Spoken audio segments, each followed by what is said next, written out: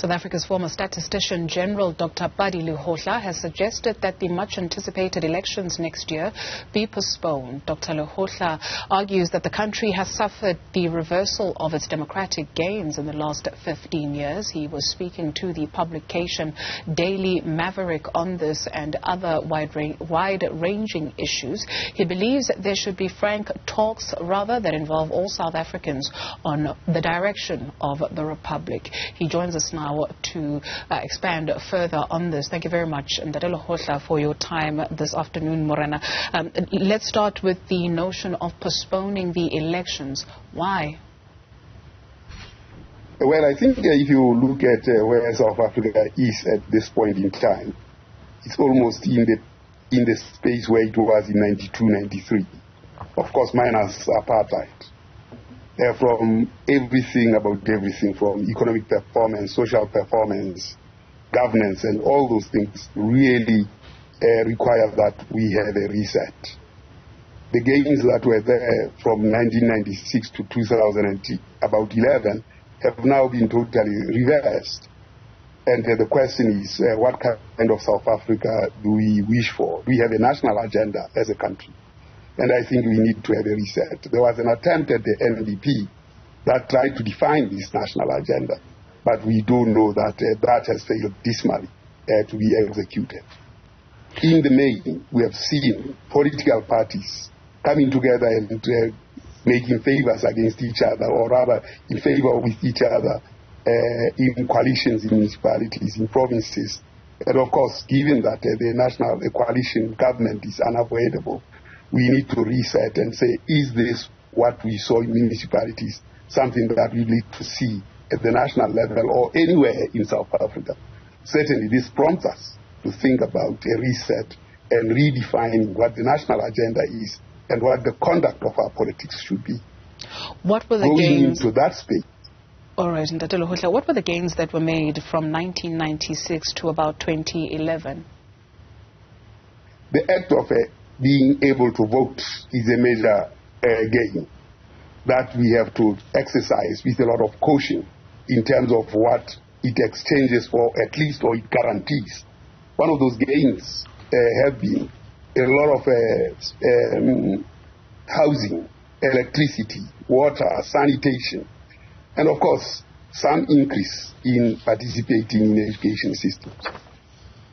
There was an increase in terms of employment, especially between 2002 and 2008. All those have reversed. We are back at 32% unemployment rate. We are back at high levels of poverty.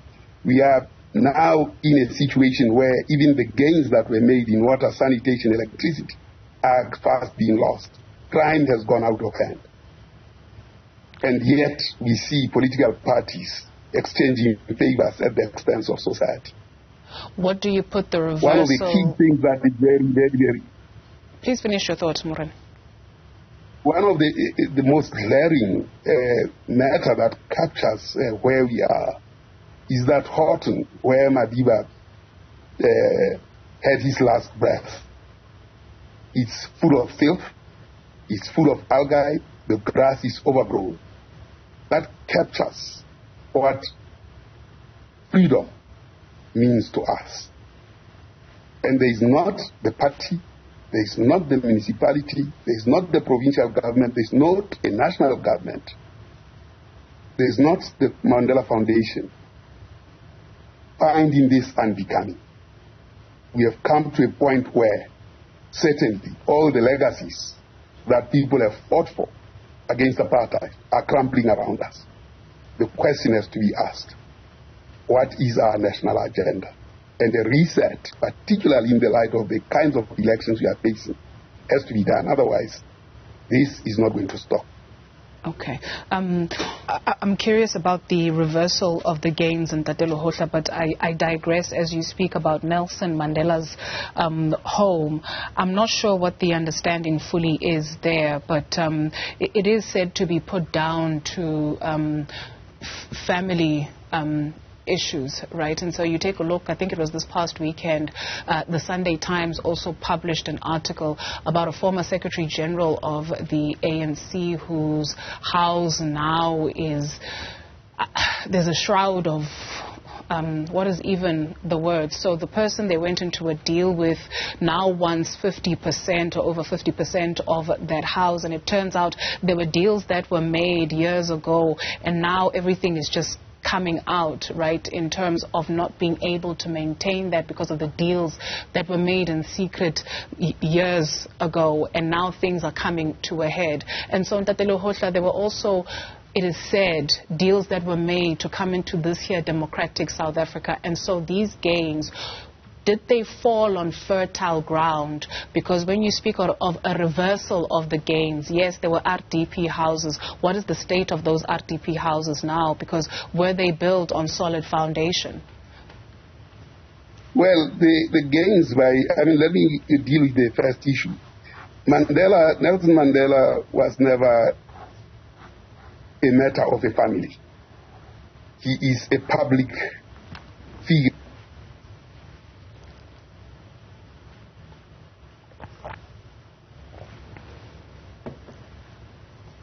Dr. Lehohla, are you still there? Yes, I'm still here. Okay. It cannot be a matter of a family feud. Okay. He is a public asset, and therefore, I'm using asset guardedly, that a person of his stature cannot be finding his place of last breath subjected to the situation that it is, and there is no outrage in government or anywhere else, because that is the face of South Africa. So the gains that I was talking about are in electricity, water, and sanitation. Those gains have been reversed. You can look at the current census, it will tell you that all those have been reversed. In terms of just education, we have not progressed at all. Blacks, in terms of employment outcomes, actually are less as a proportion of themselves. They are trapped in low-skilled jobs. Up to now, 20% of them occupy those skilled jobs. They have not grown since 1994. When you look at whites and Indians, the growth in those spaces reach now 65%. The question is, how are we going to define South Africa in the next 30 years? Will blacks still be trapped in that? At the rate at which we are going, both in terms of our education system and what we do at jobs, tells us that we will be stuck in that group of 20% for black populations. And that is why we need a reset to seek South Africa to rise amongst nations. At this point in time, as I said, we actually do not have an agenda that will take the black majority out of that problem. And we need a reset. What do you put down the reversal of the gains that you have outlined to? Well, our economic policies are flawed, completely flawed, right from the Montclair scenarios, which gave us the direction that we pursued of gear. Of course, there was a reversal of that between 2002 to 2007, and many attribute that to the demand for South Africa's minerals. That super boom was the main thing. It might have been well that, but it's how you take advantage of the boom, which South Africa probably took advantage of. The question is, what happened after that up to now has been a downward spiral, basically because of the economic policies that we continue to adopt. We have to ask the question, are the economic policies that we are adopting through Foresight going to deliver what we intend to deliver? For instance, will 65% as a proportion of the black population in the age groups or working age groups be similar to the 65% that will the blacks achieve 65% of skilled jobs as participants in the economy as are whites and Indians in another 30 years? The answer is no. And we have to ask those questions. Will we see ourselves out of this crime? The answer is... Morana Lehohla, who must take the black majority out of that? Who must do that? Well, I think the blacks are the leaders that we have been waiting for. it cannot be political parties, because political parties are making deals for themselves.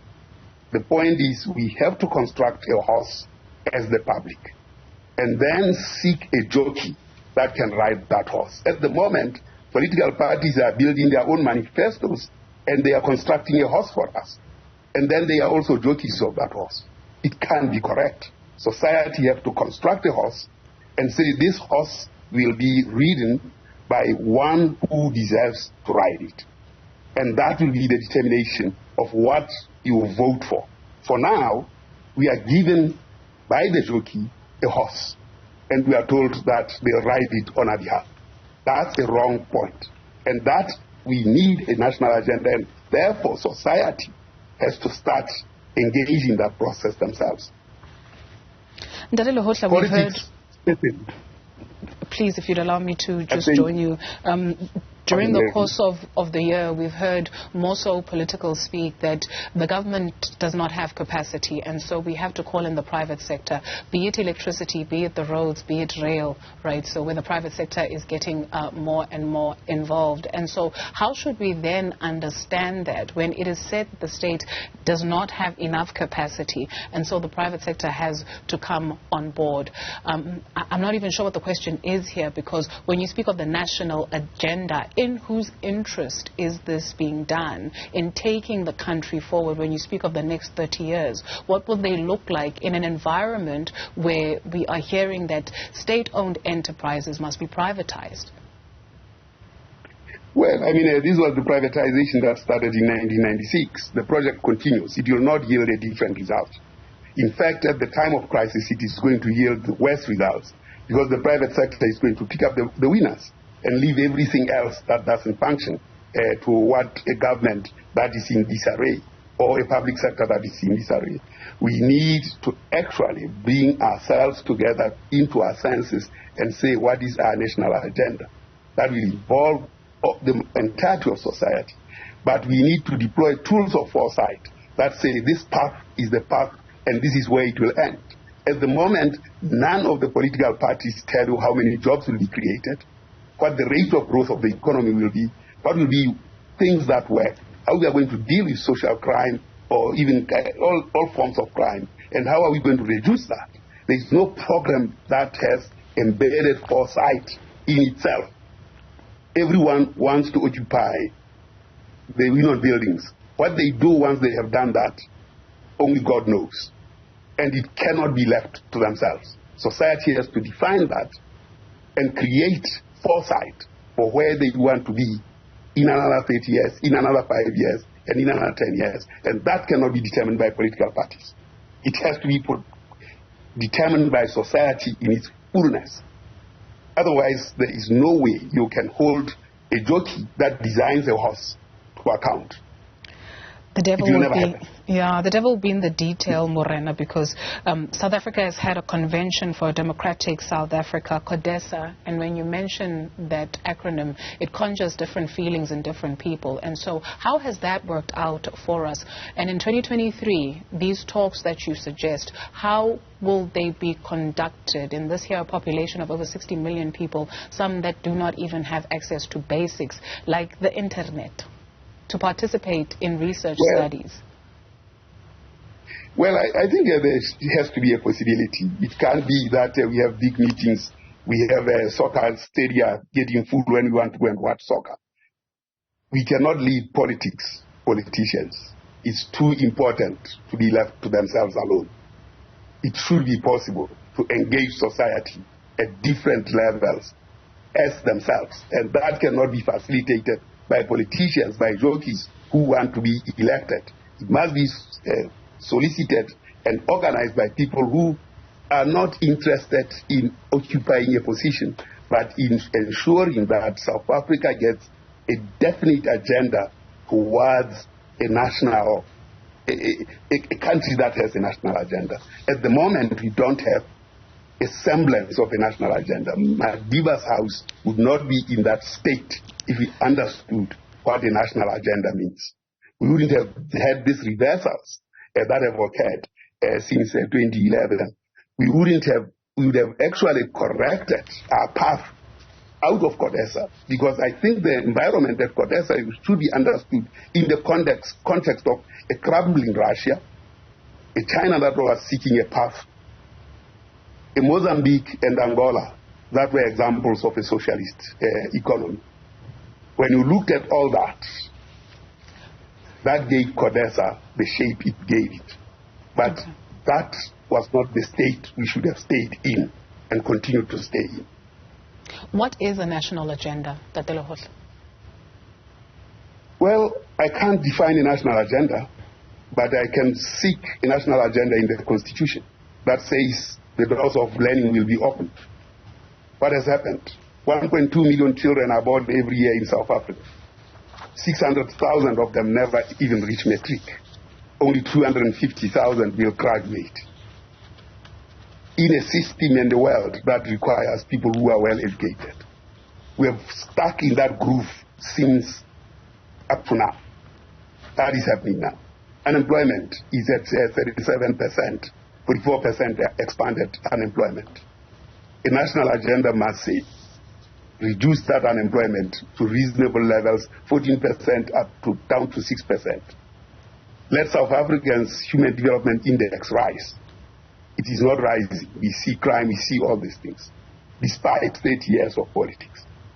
Now, we actually have to define that national agenda that makes livable in South Africa. Dr. Lehohla, thank you very much for your contribution this afternoon, Morena. Statistician, or the former statistician general of South Africa, Pali Lehohla.